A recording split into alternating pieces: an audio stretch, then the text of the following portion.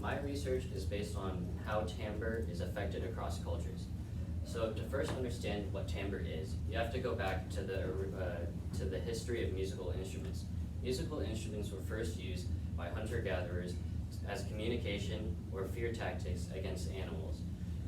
These distinct emotions that come from these specific instruments is what we call timbre, because the dictionary definition of timbre is the distinct sound that can be described from like an instrument. And these sounds can either be familiar or unfamiliar. So you've either heard them before or you haven't. And timbre is relevant to music because composers use a composition of different timbres in order to create more complex emotions. And across music is culturally universal, meaning that anybody has heard of or uses music in their culture. Because music has so many variables, the musical elements such as tempo have been well researched, but timbre has not. Timbre has very little been looked at, and the reasoning behind the answers culturally has not been explored. With culture becoming more prevalent in recent times, such as with recent events such as Black Lives Matter, and increasing the prevalence of cultural importance, it is important for us to understand how culture and music are related, because music is one way that people can can communicate their cultures to each other. And specifically in research across the musical field, adolescents under 18 have not been studied, and that, as previously mentioned, musical elements such as tempo and the key that the music is played in has only been factors and not specifically timbre. So then, how does this brings us to the question of how does culture affect perception of timbre in teenagers?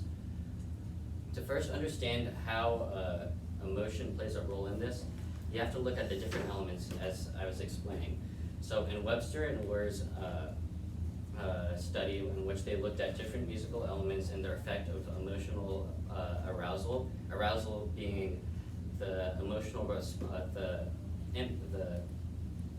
the strongness of the response that comes from emotion due to the sounds.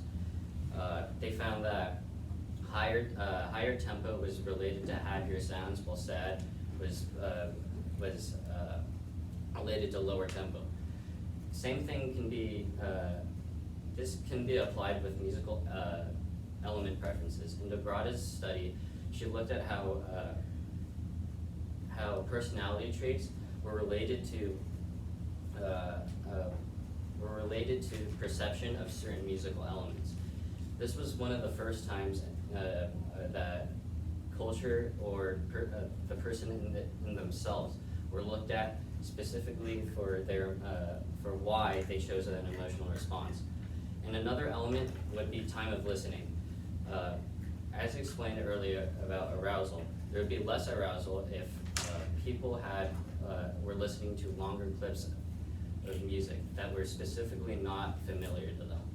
So it is important for this study to control these variables, which was found in Hailstone's study, in which she looked at the significance of timbre as an emotional arousal. So music is triggered by memory, and because music, as explained earlier, is culturally universal, anybody can think of anything of a certain sound, which is why Jocelyn found that music is subjective. And this is backed by Webster and Ware, in which they found that there would be an agreement between musical elements, but there would not be a complete agreement, because not everyone will think the same way due to their past experiences. But maybe their past experiences are due to their culture.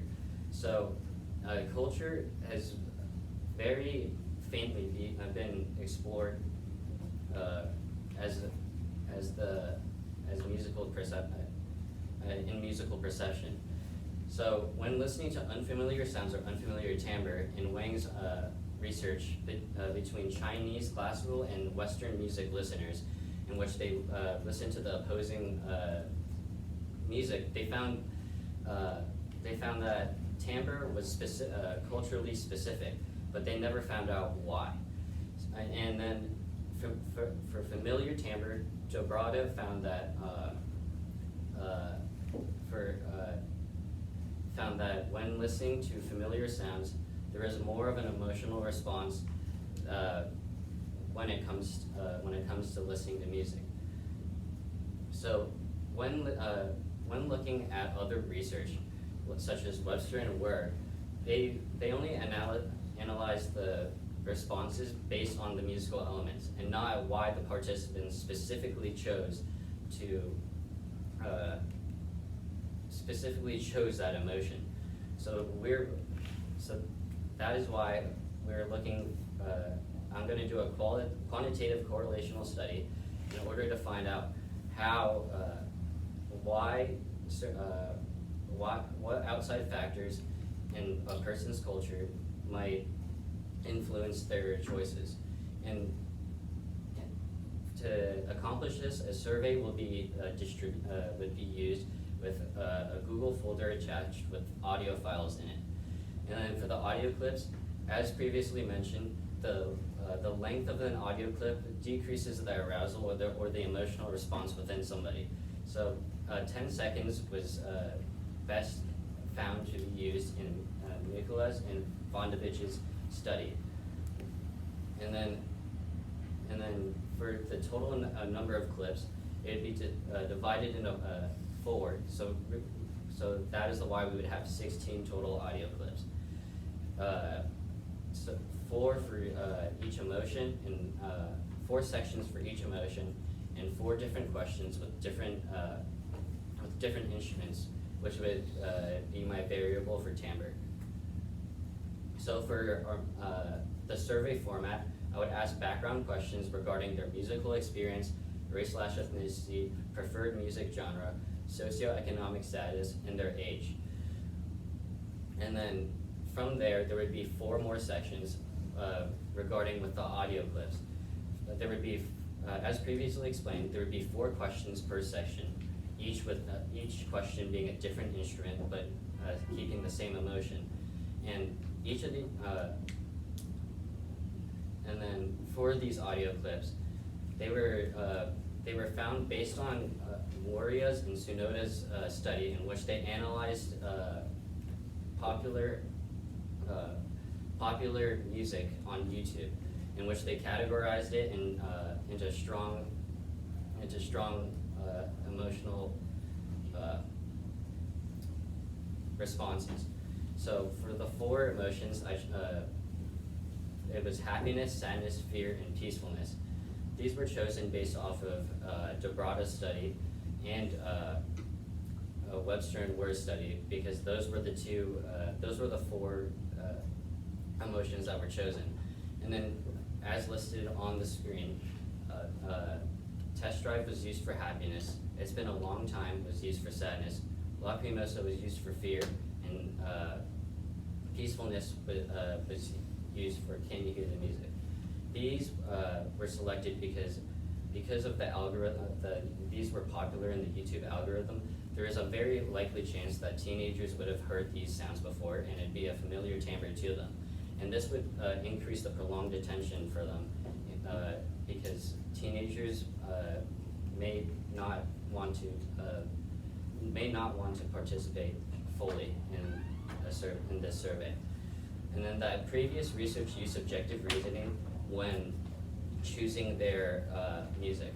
In Dobrada's study, her rationale for choosing her music was because it was artistically delightful. So when it comes to recruiting, I emailed my survey to instructors at a private all-boys school, And then I was expecting about 175 participants. This number was chosen based on a previous research, because since that was the average number of participants they had. And in the end, I had a total of 194 participants, and the target age was specifically 14 through 18. So when it comes to data processing, I would connect my Google form to a sheet, and then I would assess the data for any outliers. These people would be found selecting only one answer, and for the entire form. And then on the sheet, I would split them up into different background information based on their answers in the first section. And then data would be analyzed based on accuracy or an emotion that was similar. This was found in Hailstone's study, when she found that although there was not a complete agreement in Timbre, there was still a large minority that would of a similar emotion that was found. So when it comes to the general data of my of the background, about 58% of the participants were well versed in using musical instruments, while 41% were not familiar. And for the age,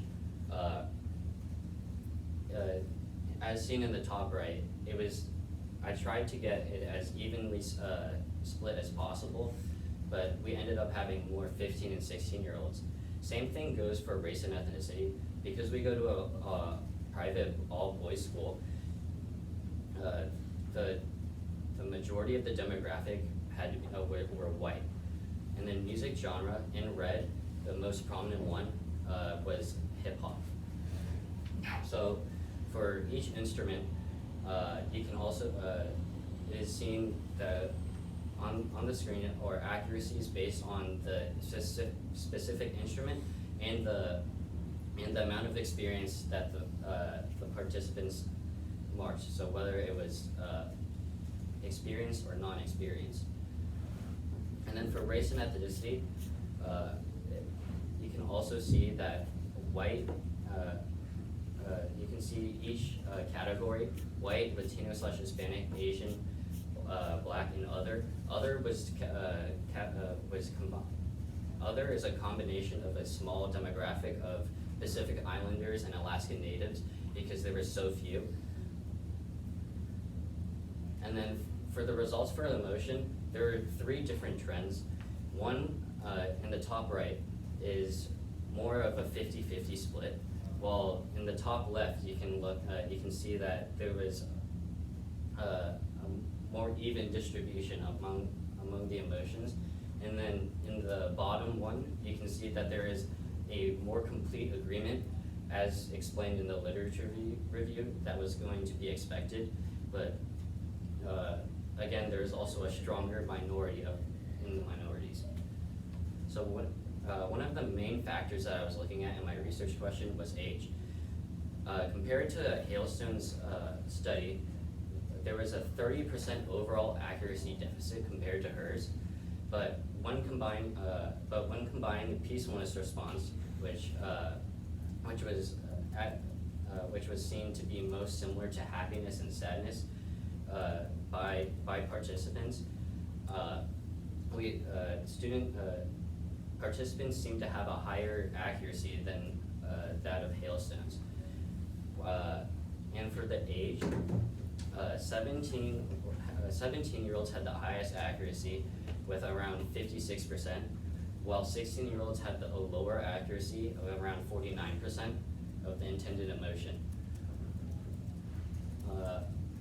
The reason why age was a major factor was because elderly are are wiser, and they're more likely to hear more sounds in their lifetime than of a teenager, which is what Hailstone concluded. And then for musical experience, there was about a 7% difference between those across all cultures, aside from the black demographic and 14-year-olds, with people with musical experience being 7% better. However, in the Black demographic, there was a 10% difference between those with musical and non-musical experience, and those with non-musical experience in the Black demographic had a higher accuracy than others. And then for 14-year-olds, they had a 10%, there was a 10% difference instead of a 7% difference between those with musical experience. And with race and ethnicity, Asian and Hispanics seem to have the highest accuracy, while the Black demographic had a 10% lower accuracy. And then for music genre preference, this really didn't show anything, because when looking at, for example, the 50-50 answers between happiness and peacefulness, for example, there was no distinctive difference between or preference between either. And then for instruments, piano was the highest, but compared to the rest, each of them did not. Each of them only scored about 1% less. So for the limitations and implications, for the environment, it is hard to control when sending out emails to students that they're all using headphones, and this can change the audio quality, and it could sound different compared to others. And then a monitored room could seem to be better to make sure that people are taking the survey seriously. And then the length of the audio clips, 10 seconds may be too short to have a good arousal, but it is uncertain. More research would have to be done to conclude that. And then the cultural information asked, as explained in my literature review, music is triggered by memory, so maybe following up with interviews, asking why they chose certain things could prove to have more of a significance. So in conclusion, I was able to prove that race and ethnicity, age, and musical experience had some degree of a factor contributing to how well they perceive timbre. And then research can be done with use of unfamiliar timbres or a different environment to see if this would also change the results. And then this can be applied in the real world because music is used for cross-cultural communication. And then it can also create a diversifying environment in education, because instead of listening to Western style music, let's say, they could listen to another type of music to change the environment.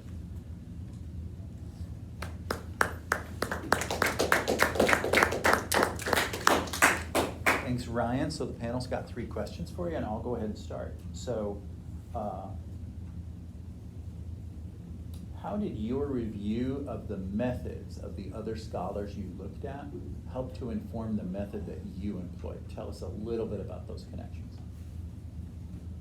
Sorry, can you repeat that, please? Yeah, so how did your review of the methods used by scholars in the field help to inform your selection of research method? Walk us through that. So, since the beginning, I knew that I wanted to do a survey, and each of my studies that I went over in the lib review all used surveys to use surveys to collect their data.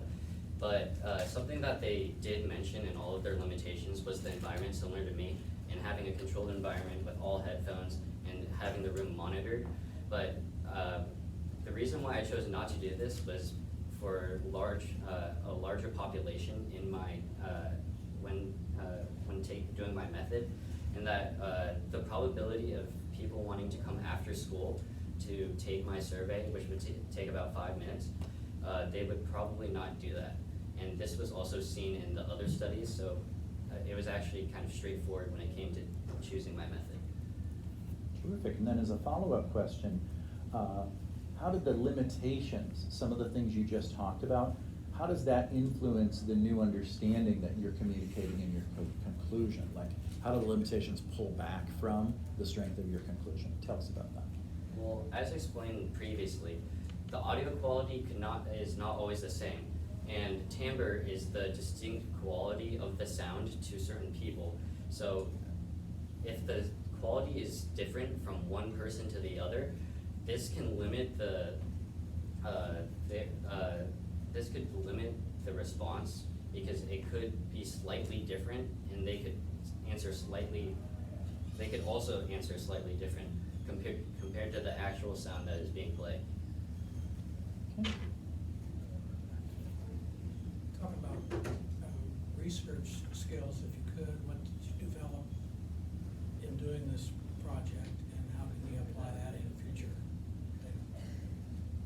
So a skill that I could apply for the future is definitely literature reviews and finding valuable information and piecing that information together, because on the internet, not all of the information is valuable or it is true. And taking different parts of information together to form an idea is probably one of the better skills that I've learned. Interesting, thank